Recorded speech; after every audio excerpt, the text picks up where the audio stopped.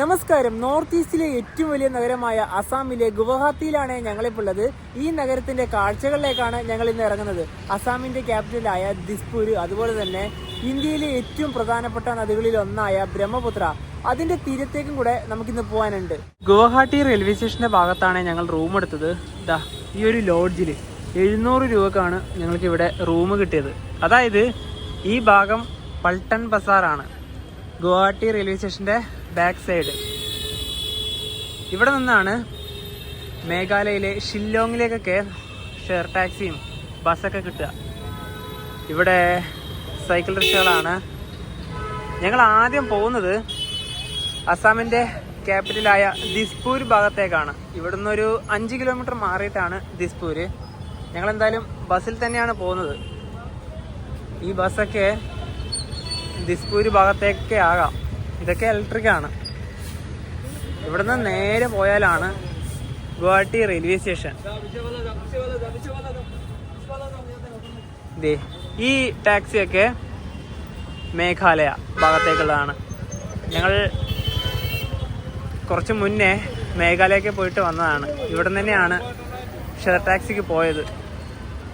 ഇതുപോലുള്ള വണ്ടിക്ക് 400, 450, 500 അങ്ങനെയൊക്കെയാണ് റേറ്റ് വരിക. സുമോ ഒക്കെ ആണെങ്കിൽ 250 മുതൽ റേറ്റിൽ കിട്ടും. ബാർഗെയിൻ ചെയ്തിട്ട് നിങ്ങൾക്ക് എടുക്കാൻ പറ്റും. ഞങ്ങളെന്തായാലും റെയിൽവേ സ്റ്റേഷൻ്റെ ആ ഒരു ഭാഗത്ത് പോയിട്ടാണ് ബസ് കയറാൻ ഉദ്ദേശിക്കുന്നത്.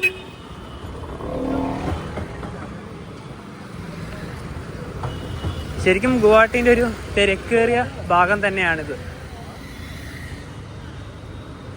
ഇവിടെ ഒരുപാട് വണ്ടികളുണ്ടാവും. ഞാൻ പറഞ്ഞില്ലേ, 250, 300 രൂപക്കൊക്കെ ഇതുപോലുള്ള വണ്ടികൾക്കാണ് പോകാൻ പറ്റുക. തവാങ്ങിലേക്കും ഇവിടുന്ന് നേരിട്ട് ബസ് സർവീസ് ഉണ്ട്. ഞങ്ങളെന്തായാലും ഒരു സൈക്കിൾ റിക്ഷയിലും പോകുന്നുണ്ട്. ആദ്യം നമുക്ക് ദിസ്പൂര് പോയിട്ട് വരാം. ഗുവാഹത്തി റെയിൽവേ സ്റ്റേഷന്റെ ഭാഗത്തെ ബസ് സ്റ്റാൻഡ് ഇവിടെയാണ്. ഗുവാഹത്തി റെയിൽവേ സ്റ്റേഷൻ, അതായത് 7ാം നമ്പർ പ്ലാറ്റ്ഫോം ഒക്കെ ഉള്ളത് ഇവിടെയാണ്. ഞങ്ങളെന്തായാലും പുറത്തുനിന്ന് ബസ്സിൽ കയറുന്നുള്ളൂ. ഈ സൈക്കിൾ റിക്ഷയില്ലേ, ഇത് ദിസ്പൂർ ഭാഗത്തേക്ക് പോവില്ല. ഞങ്ങൾ ഇതിൽ ചോദിച്ചിട്ടുണ്ടായിരുന്നു. ഇതെന്തായാലും ഈ ഒരു ബ്രഹ്മപുത്ര നദീൻ്റെ ഭാഗത്തേക്ക് നമുക്ക് അതാക്കിയിട്ട് പോവാം. പിന്നെ ഇവിടുന്ന് റെന്റ് വണ്ടിയൊക്കെ കിട്ടും, സ്കൂട്ടറും ബൈക്കൊക്കെ കിട്ടും. വണ്ടി നിങ്ങൾക്ക് ഗുവാഹത്തി ഭാഗത്തിന്റെ കാഴ്ചകളിലേക്ക് ഇറങ്ങണമെങ്കിൽ അത് നല്ലൊരു ഓപ്ഷൻ ആണല്ലേ. ഭയങ്കര പൊടിയാണ്. മാസ്ക് വെക്കാൻ മറന്നു അല്ലേ നവി? എടുക്കാൻ മറന്നു. നല്ല പൊടിയാണ്. ഇതാ ഇവിടൊക്കെ ഉണ്ട് ബസ്സുകള്. ഇതിൽ നമുക്ക് ദിസ്പൂര് ഇലക്ട്രിക് AC ആണ്. ഇതെല്ലാം തോന്നല്ലേ. ഇതിന്റെ പുറകിലും ഉണ്ട് വണ്ടികള്. 5 കിലോമീറ്റർ പോകാൻ എന്തായാലും ഒരുപാട് സമയമെടുക്കും, കാരണം നല്ല ബ്ലോക്കാണല്ലോ. ഇത് AC ബസ് ആണെങ്കിലും നല്ല ചൂടാണ്, കാരണം ഇതിന്റെ ഡോറും ഈ ഭാഗത്തെ ഗ്ലാസ്സൊക്കെ ഓപ്പൺ ആയിട്ടാണ് ഉള്ളത്. പിന്നെ നല്ല തിരക്കും കൂടിയാണ്. നല്ല അടിപൊളി റോഡുകളൊക്കെ തന്നെയാണ് ഇവിടെ. ദിസ്പൂരിലെത്തി. 2 വരി 4 വരി പാതയാണ് ഇവിടെ.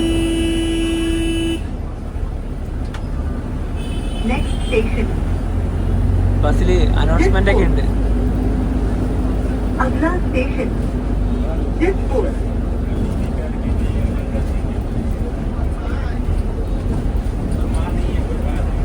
റോഡ് മുറിച്ച് കിടക്കാൻ വേണ്ടിട്ട് മേൽപ്പാലൊക്കെ ഉണ്ട്. 20 മിനിറ്റ് യാത്രയാണ് ഉണ്ടായത്. ഒരാൾക്ക് 25 രൂപയാണ് ബസ് ടിക്കറ്റ് ആയത്. ഈ റോഡ് ഞങ്ങളിതാ ഇതുവഴിയാണ് മുറിച്ച് കിടക്കുന്നത്. നല്ല സൗകര്യം തന്നെയാണല്ലോ. ഇവിടുത്തെ തിരക്കാണിതാ. ഈ കാണുന്ന ബസ്സിൽ തന്നെയാണ് ഞങ്ങൾ വന്നത്, കാരണം ഇതുപോലെയുള്ള ഒരുപാട് ബസ്സുകൾ ഈ നഗരത്തിൽ സർവീസ് ഉണ്ട്. CNG ആണ് കൂടുതലും. അസം സെക്രട്ടേറിയറ്റ് ഈ ഭാഗത്തേക്കാണ്. അസം സെക്രട്ടേറിയറ്റ് എന്നുള്ള ഒരു ബോർഡൊക്കെ ഇവിടെ കാണാം. അത് ഈ ഭാഗത്തേക്കാണ്. ഞങ്ങളിനി ഈ റോഡിൻ്റെ ഇതുവഴി തന്നെ അങ്ങ് നടന്നു പോവുകയാണ്. ഇതൊക്കെ നേരെ ഗുവാഹട്ടി ഭാഗത്തേക്കുള്ള ബസ്സുകളൊക്കെ തന്നെയാണ്.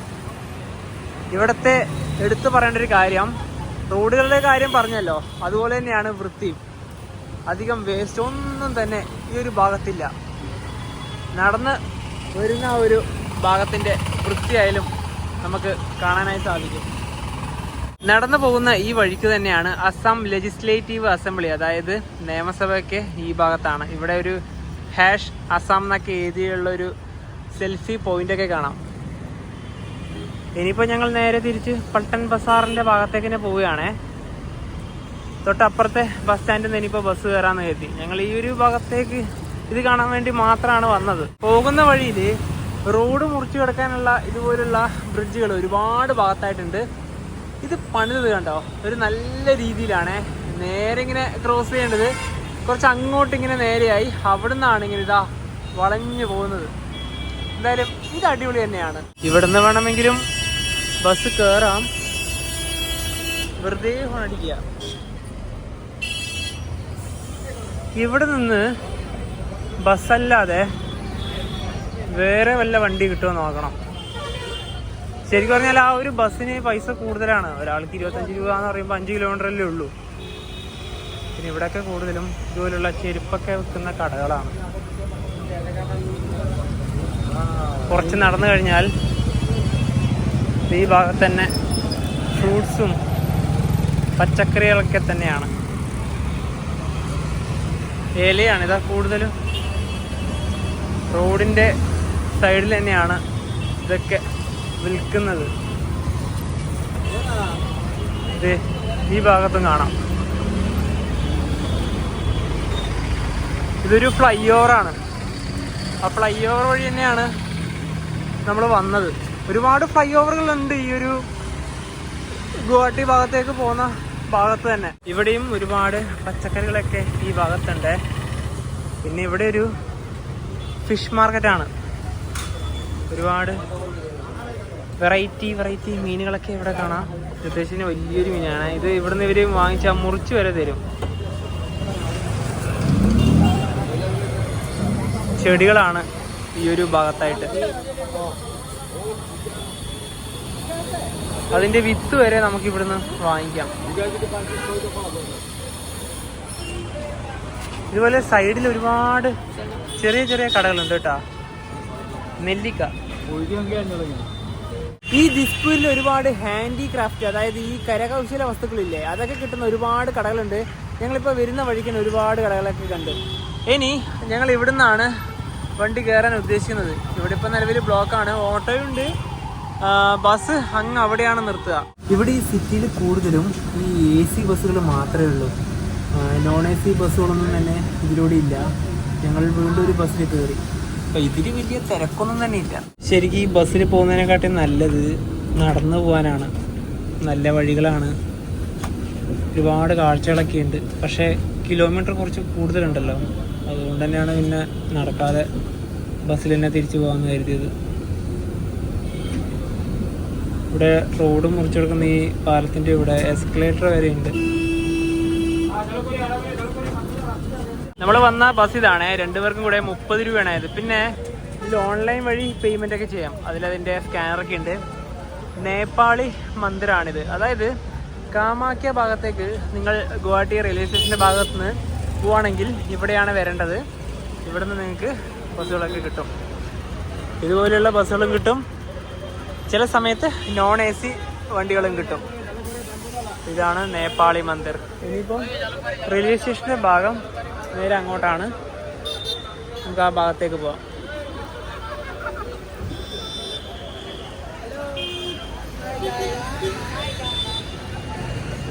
പൈസയൊക്കെ പിരിക്കാൻ വരുന്നവർ ആണിപ്പോൾ ഹായ് ഗൈസ് എന്നൊക്കെ പറഞ്ഞത്. ട്രെയിനിൽ പോകുമ്പോൾ പുറത്തേക്കൂടെ നടക്കുമ്പോഴുണ്ട്. ഇഷ്ടംപോലെ ഉണ്ട്. അത് ഫുട്പാത്ത് യൂസ് ചെയ്യാം. ഇനി ഞങ്ങൾ നേരെ പോകുന്നത് ഭക്ഷണം കഴിക്കാനാണേ.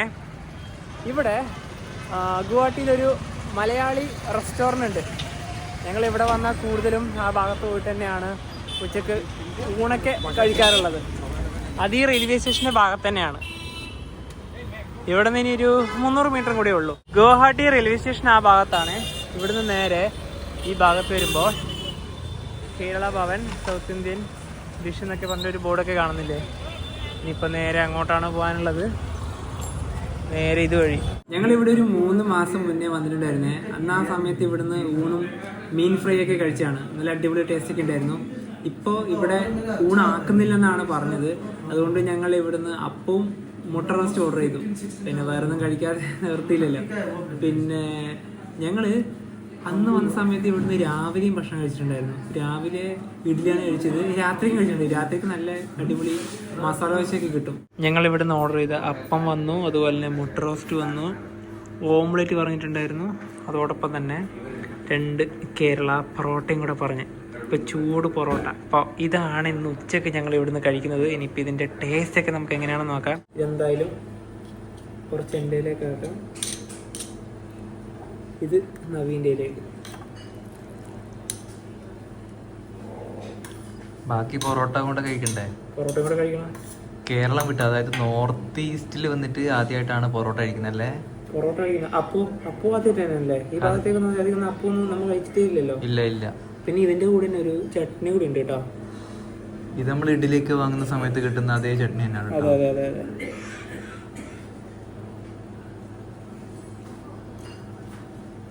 വലിയ എരിവൊന്നുമില്ല. പൊറോട്ട എടുക്കാം. നല്ല അടിച്ചെടുത്ത പൊറോട്ട തന്നെയാണ്. ഇത്രയും കഴിച്ച ഭക്ഷണത്തിന് 310 രൂപയാണ് ആയത്. ഇനി ഞങ്ങളൊരു ദ്വീപിന്റെ ഭാഗത്തേക്ക് പോവുകയാണ്. ഈ അസാമിലൂടെ, അതായത് ഗുവാഹത്തി ഭാഗത്തൂടെ ഒഴുകുന്ന പ്രധാനപ്പെട്ട ഒരു നദിയാണ് ബ്രഹ്മപുത്ര. ഈ ബ്രഹ്മപുത്ര നദിയുടെ തീരത്ത് തന്നെയാണ് ആ ദ്വീപ് സ്ഥിതി ചെയ്യുന്നത്. അതായത് ലോകത്തിലെ ഏറ്റവും ചെറിയ ജനവാസമുള്ള ഒരു ദ്വീപ് കൂടിയാണത്. അതിന്റെ പേര് ഉമാനന്ദ എന്നാണ്. അപ്പോൾ ഇവിടുന്ന് ഇനിയിപ്പോൾ നമുക്ക് കുറച്ച് ദൂരം പോകാനുണ്ട്. എന്തായാലും ഞങ്ങൾ ആ ഭാഗത്തേക്ക് പോകാൻ ഉദ്ദേശിക്കുന്നത് ഇനി സൈക്കിൾ റിക്ഷയിലാണ്. ഞങ്ങൾ ഇവിടുന്ന് ഒരു സൈക്കിൾ റിക്ഷയിൽ കയറിയിരിക്കുകയാണ്. ഇനിയിപ്പോൾ നേരെ അങ്ങോട്ട് പോവാം. ആംബുലൻസ് ആണോ? ഒരു ശബ്ദം കേൾക്കുന്നുണ്ട്. അതെ, ആംബുലൻസാ.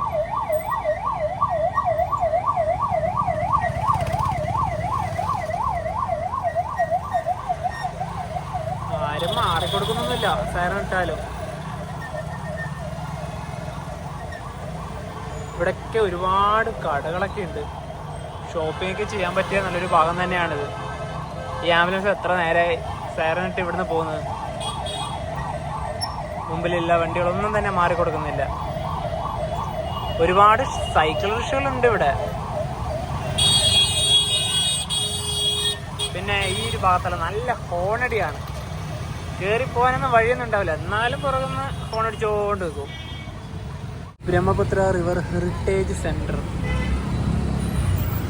ഈ ഒരു സൈക്കിളിലാണ് നമ്മൾ വന്നത്. ഉസാൻ ബസാർ എന്നാണ് ഈ ഒരു ഭാഗത്തിന്റെ പേര്. ഇനിയിപ്പോൾ ഇവിടെ നിന്നാണ് നമുക്ക് ബോട്ട് കയറിയിട്ട് നേരെ ഒരു ദ്വീപിന്റെ ഭാഗത്തേക്ക് പോകാനുള്ളത്. ഞങ്ങൾ ഇവിടെ എത്തിയ സമയത്താണ് ഒരു ബോട്ട് ഇതാ ഉമാനന്ദ ദ്വീപിലേക്ക് പോകുന്നത്.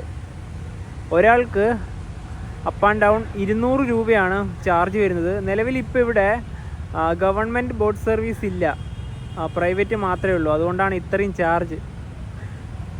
ഗവൺമെൻറ് സർവീസ് ഉണ്ടായിരുന്നെങ്കിൽ ഈ റേറ്റ് ഒന്നും ഉണ്ടാവില്ല. ഇതിൻ്റെ പകുതി പോലും ആവില്ലായിരുന്നു. എന്തായാലും ഇതാ അതങ്ങ് ദ്വീപിനെ ലക്ഷ്യമാക്കിക്കൊണ്ട് പോവുകയാണ്. അതിൽ അത്യാവശ്യത്തിന് ആൾക്കാരൊക്കെ ഉണ്ട്. തെങ്ങാ ഭാഗത്തേക്കാണ് ദ്വീപ്. ഞങ്ങൾ ഉമാനന്ദ ദ്വീപിലേക്ക് പോകുന്നില്ല കേട്ടോ. അത് വേറൊന്നും കൊണ്ടല്ല, ഞങ്ങൾ നോൺ വെജ് ഫുഡാണല്ലോ കഴിച്ചത്. ഈ ഒരു ഉമാനന്ദ ദ്വീപ് എന്ന് പറയുന്നത് പീക്കോക്ക് ഐലൻഡ് എന്നാണ് അതിനെ പറയുക. അവിടെ പ്രധാനപ്പെട്ട ഒരു ശിവക്ഷേത്രമുണ്ട്. ക്ഷേത്രത്തിന്റെ ഭാഗത്തേക്കൊക്കെ നോൺ വെജ് ഒക്കെ ഫുഡൊക്കെ ഈ ഒരു സമയത്ത് കഴിച്ചു പോകുന്നത് ശരിയല്ലോ എന്ന് കരുതിയിട്ടാണ് ഞങ്ങൾ അതിപ്പോൾ ഒഴിവാക്കിയത്. ശരിക്കും പറഞ്ഞാൽ അവിടെ നിന്ന് കഴിക്കുന്ന സമയത്ത് ഞങ്ങൾക്ക് അത് ഓർമ്മയുണ്ടായില്ല കേട്ടോ. ഇവിടെ എത്തിയ ശേഷമാണ് പോയി വന്ന ശേഷം കഴിച്ചാൽ മതിയായിരുന്നു എന്ന് തോന്നിയത്. ഉമാനന്ദ ദ്വീപിന്റെ കാര്യങ്ങൾ ഞങ്ങൾ പറഞ്ഞില്ലേ, അതിന്റെ ഒരു ചെറിയൊരു കാര്യം ഇവിടെ കൊടുത്തിരിക്കുന്നത് കാണാം. ഇനി ഞങ്ങൾ ഇവിടുന്ന് സർക്കാർ ബോട്ട് കയറി മറ്റൊരു ഭാഗത്തേക്ക് പോവുകയാണ്. ഇത് ഗുവാഹത്തിയുടെ പാൻ ബസാറാണ്.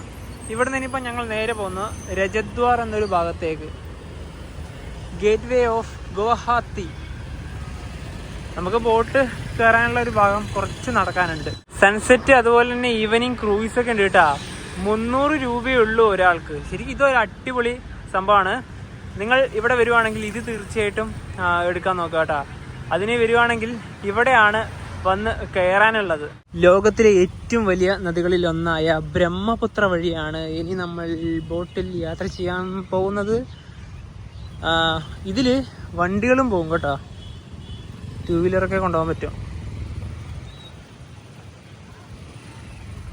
ഇവിടെയാണ് ബോട്ടുകളൊക്കെ വരിക. ഇതിലൂടെ ഇറങ്ങി പോകാൻ കുറച്ച് ബുദ്ധിമുട്ടാണ്.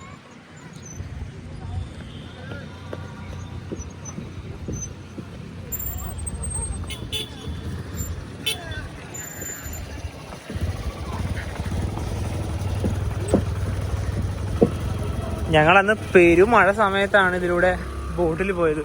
അയ്യോ, ശരിക്കും ഒന്ന് പേടിച്ചു. ചെറിയ പേടിയൊന്നല്ല അന്ന് ഉണ്ടായിരുന്നത്, നല്ല കാറ്റൊക്കെ ഉണ്ടായിരുന്നു.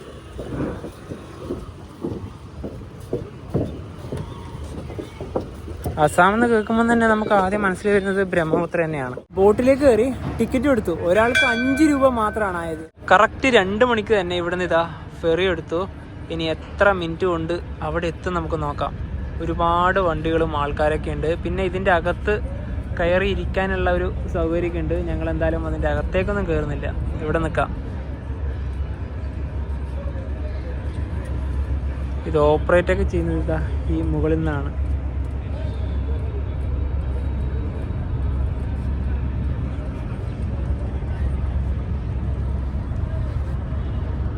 സൺസെറ്റിനുള്ള ഒരു ക്രൂയിസിൽ കയറണമെങ്കിൽ ഇതുവഴി ഇങ്ങനെ വന്ന് ഈ ഭാഗത്തു നിന്നാണ് കയറാനുള്ളത്.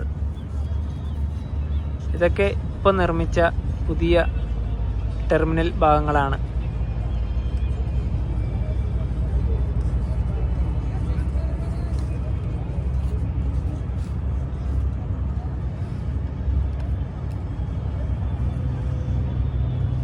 ഇവിടെയും ഒരുപാട് ബോട്ടുകളൊക്കെ കാണാം.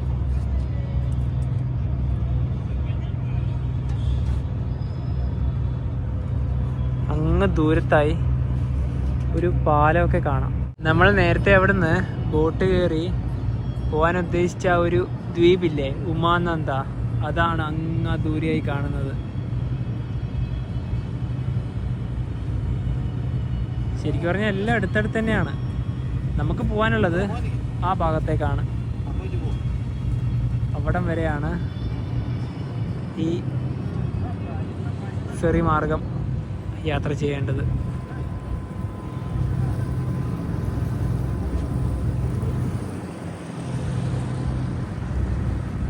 ഇന്ത്യയിലെ ഏറ്റവും നീളമേറിയ റിവർ റോപ്പ് വേ ആണ് ഗുവാഹട്ടിയിലുള്ളത്. റോപ്പ് വേ കടന്നു പോകുന്നത് നമുക്ക് ഇവിടെ നിന്ന് തന്നെ കാണാം. പാൻ ബസാറിലെ റോപ്പ് വേൻ്റെ ആ ഒരു ഭാഗങ്ങളൊക്കെ അവിടെയാണ്. റോപ്പ് വേ ഇതാ പോകുന്ന കാണുന്നില്ലേ, രജദ്വാറിലെ ഒരു റോപ്പ് വേൻ്റെ ഭാഗമൊക്കെ അങ്ങ് അവിടെയാണ്. അതായത് നമ്മൾ നേരത്തെ പോകാൻ ഉദ്ദേശിച്ച ഒരു ദ്വീപ് വഴി തന്നെയാണ് ആ ഒരു റോപ്പ് വേ ഒക്കെ കടന്നു പോവുക.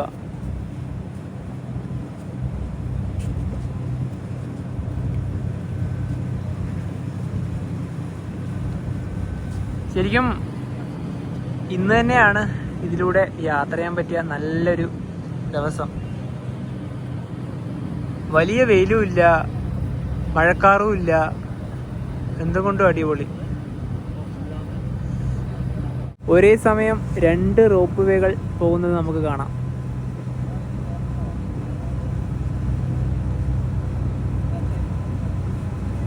ഇതിലത്തെ എക്സ്പീരിയൻസും കുറച്ച് വെറൈറ്റി തന്നെയാണ്.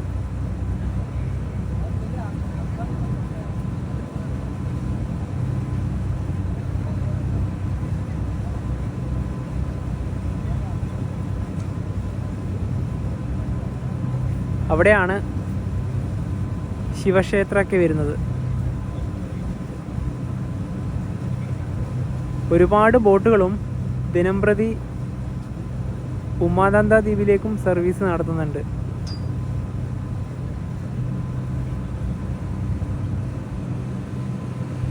യാത്ര ചെയ്തിപ്പോൾ പകുതിയോളെത്തി.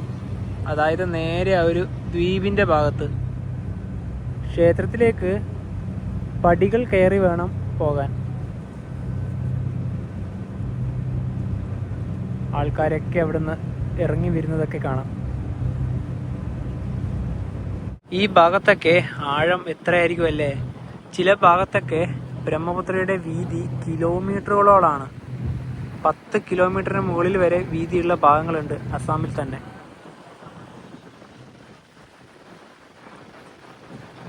ശരിക്കും മഴക്കാലത്ത് തന്നെയാണ് ഏറ്റവും പേടിക്കേണ്ടത് ഈ ഒരു നദിയെ. ഈ സമയത്ത് ഇതാ എന്തൊരു കാം. ആ സമയത്ത് കലിയിളകി നിൽക്കുന്ന പോലെ തന്നെയാണ്. ജസ്റ്റ് ഒരു മഴ കൂടി പെയ്തതിന് ശേഷം ഇതുവഴി യാത്ര ചെയ്യണം. ഇതുപോലെ ശരിക്കും പേടിയാവും.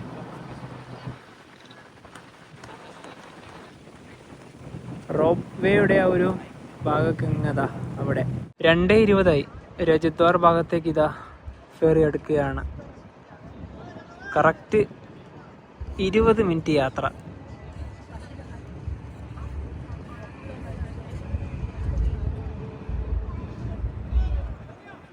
ഈ ഗ്യാപ്പിലേക്കാണ് ഇത് കൊണ്ടുവരിക. ആദ്യം ഈ വണ്ടികളൊക്കെ ഇറങ്ങട്ടെ, എന്നിട്ട് പതിയെ ഇറങ്ങാം.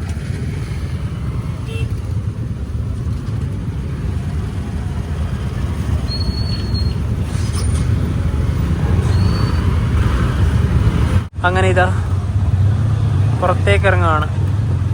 എത്ര വണ്ടികളാണ് കടന്നു വരുന്നത്.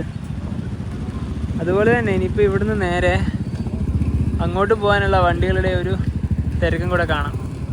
ഇപ്പം അങ്ങോട്ട് കുറച്ച് വണ്ടികൾ മാത്രമേ ഉള്ളൂ പോകാൻ. അവിടെ നിന്ന് ഇങ്ങോട്ട് തന്നെയാണ് കൂടുതൽ വണ്ടികളും. ഈ ബ്രഹ്മപുത്ര നദിയുടെ ഒരു ഹിസ്റ്ററി പറയുകയാണെങ്കിൽ ലോകത്തിലെ ഏറ്റവും നീളം കൂടിയ 15ാമത്തെ നദിയാണ്. അതുപോലെ തന്നെ ലോകത്തിലെ ഏറ്റവും വലിയ 9ാമത്തെ നദിയാണ് ഇത്. 2880 കിലോമീറ്ററാണ് ഇത് ടോട്ടൽ ഒഴുകുന്നത്. ചൈനയിലെ, അതായത് ടിബറ്റിലെ മാനസ സരോവർ നിന്നാണ് ഇത് ഉത്ഭവിക്കുന്നത്. ശേഷം ഇന്ത്യയിലത്തെ അരുണാചൽ പ്രദേശ്, ആസാം വഴിയാണ് ഇത് പോകുന്നത്. ബംഗ്ലാദേശിൽ വെച്ചിട്ടാണ് ഇത് ബംഗാൾ ഉൾക്കടലിൽ പതിക്കുന്നത്. വ്യത്യസ്തമായ സ്ഥലങ്ങളിൽ വ്യത്യസ്തമായ പേരുകളാണ് ഇത് അറിയപ്പെടുന്നത്. ടിബറ്റിൽ ഇത് യാർലുങ് സാങ്പോ എന്നും, അരുണാചലിൽ സിയാങ് ദിഹാങ് എന്ന പേരിലും, ആസാമിലാട്ടെ ബ്രഹ്മപുത്രക്ക് പുറമെ ലൂയിറ്റ് എന്ന പേരിലും അറിയപ്പെടുന്നുണ്ട്.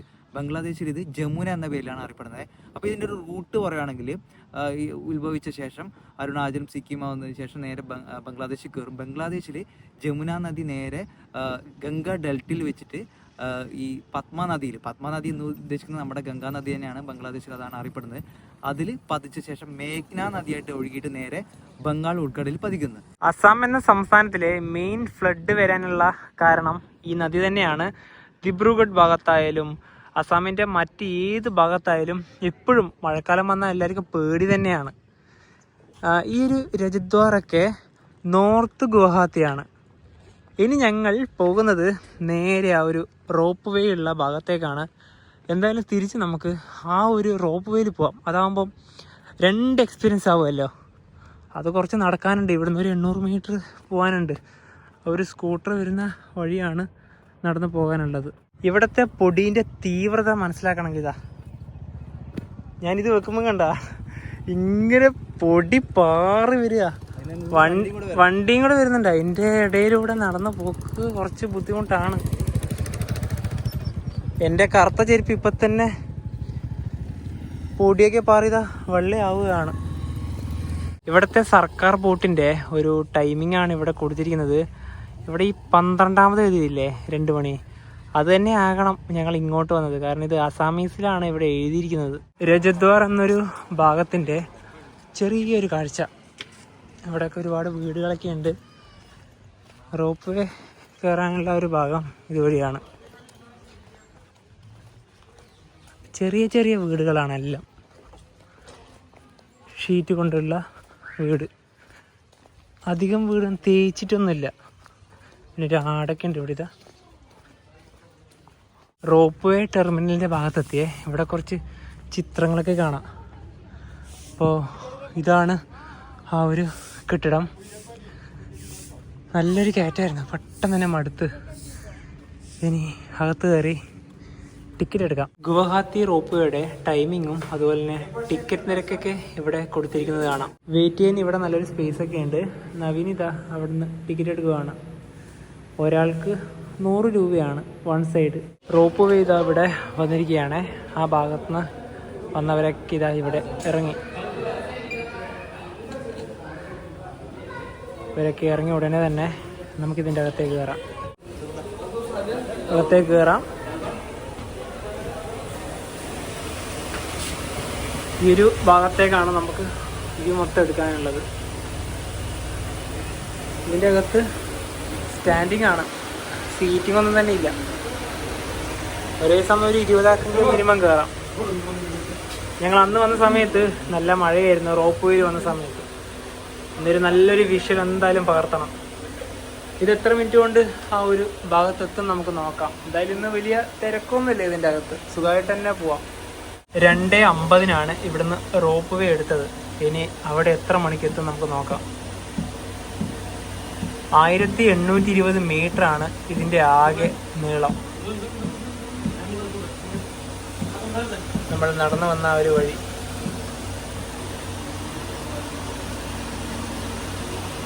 വളരെ ചുരുക്കം നദികൾക്ക് മാത്രമാണ് വേലിയേറ്റ പ്രവാഹം ഉള്ളത്. അതിലെ ഒരു പ്രധാനപ്പെട്ട നദി തന്നെയാണ് ഈ ഒരു ബ്രഹ്മപുത്ര.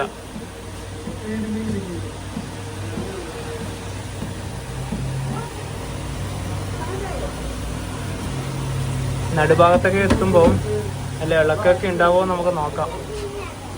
കാരണം ഈ ഭാഗത്തൊക്കെ നല്ല കാറ്റൊക്കെ ഉള്ളതാണ്.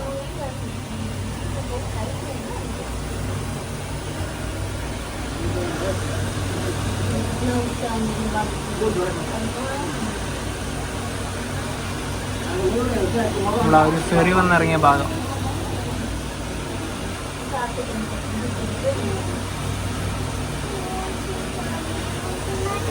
ഈ ക്യാബിൻ്റെ അകത്ത് ഒരേ സമയം 30 ആൾക്കാർക്കാണ് പോകാൻ പറ്റുക. 8 മിനിറ്റ് കൊണ്ട് എത്തുന്നതാണ് പറയുന്നത്. എന്നാലും നമുക്കൊന്ന് ചെക്ക് ചെയ്യാമല്ലോ. ഈ ഭാഗത്ത് നമ്മൾ കുറച്ച് ഹൈറ്റിലേക്ക് പോവുകയാണ്.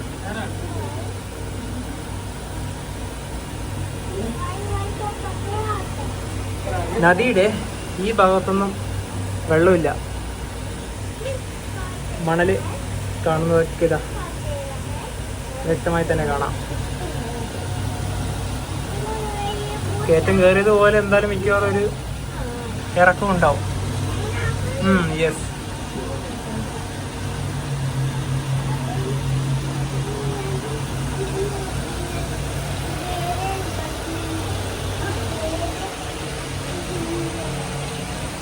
വേലിയേറ്റവും വേലിയിറക്കവും ഉള്ള സമയത്തൊക്കെ ഇതൊക്കെ എന്തായാലും വെള്ളത്തിനടിയിലാവുന്ന ഭാഗങ്ങളൊക്കെ തന്നെയാണ്. പീക്കോക്ക് ഐലൻഡ് അഥവാ ഉമാനന്ദ ദ്വീപ്, ആ ഭാഗത്ത് വരുന്ന റോപ്പ് വേ.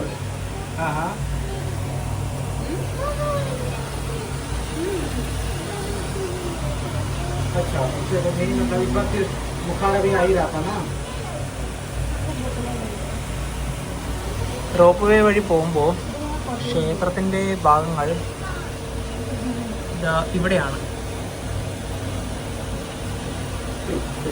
ശിവക്ഷേത്രം.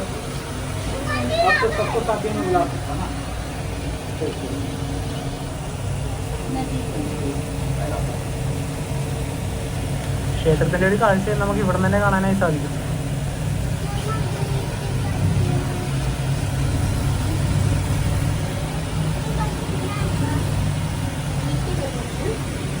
ഗുവാഹത്തി നഗരത്തിൻ്റെ ഒരു നല്ലൊരു കാഴ്ച.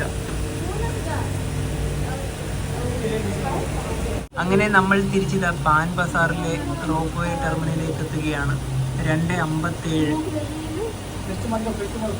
7 മിനിറ്റ് കൊണ്ടിതാ നമ്മൾ എത്തുകയാണ്. ഇനിയിപ്പോൾ ഇവിടെ നിർത്തിയല്ലോ, അപ്പോൾ ആ കറക്റ്റ് ടൈം തന്നെയാണ്, 8 മിനിറ്റ്. റോപ്പ് വേൻ്റെ അകത്ത് ഇതുപോലുള്ളൊരു സ്റ്റാഫ് എപ്പോഴും ഉണ്ടാവും. ഞാനിതാ ടെർമിനലിലേക്ക് അടുക്കുകയാണ്. പാൻ ബസാറിലെ റോപ്പ് വേ ടെർമിനൽ ഇതാ ഇങ്ങനെയാണ്. നമ്മളിപ്പോൾ വന്ന ഒരു റോപ്പ് വേയിൽ ആൾക്കാരെന്തായാലും കയറിയിട്ടുണ്ടാവും. അതിപ്പോൾ തന്നെ പോയി വിടുന്ന്. ഈ ഭാഗത്തെ ഒരു കാര്യങ്ങളൊക്കെ ഇങ്ങനെയാണ്. വണ്ടികളൊക്കെ പാർക്ക് ചെയ്യാനുള്ള ഇഷ്ടം പോലെ സ്പേസ് ആണുള്ളത്. ഇതിൻ്റെ മുന്നിലൂടെ തന്നെയാണ് പ്രധാനപ്പെട്ട റോഡും. റോപ്പ് വേ ഉദ്ഘാടനം ചെയ്തത് 2020 ഓഗസ്റ്റ് 24 അസാം മുഖ്യമന്ത്രിയായ ഡോക്ടർ ഹിമന്ത ബിശ്വ ശർമ്മയാണ്. റോപ്പ് വേ ഓപ്പറേറ്റ് ചെയ്യുന്നത് ഗുവാഹട്ടി മെട്രോപൊളിറ്റൻ ഡെവലപ്മെന്റ് അതോറിറ്റിയാണ്. ഞങ്ങൾ 3 മാസം മുന്നേ ഇവിടെ വന്നിട്ട് ഈ ഒരു റോപ്പ് വേയും ഫെറിയിലൂടെയുള്ള യാത്രയൊക്കെ ചെയ്തതാണ്. പക്ഷേ അന്ന് ഞങ്ങൾക്ക് വലിയൊരു നഷ്ടമാണ് ഉണ്ടായത്. അന്ന് നല്ല മഴയായിരുന്നു. മാത്രമല്ല ഇവിടെ 4:30 ആകുമ്പോൾ തന്നെ ഇരുട്ട് വരും. ഫെറിയൊക്കെ ഇരുട്ടത്താണ് ഞങ്ങൾ കയറി വന്നത്.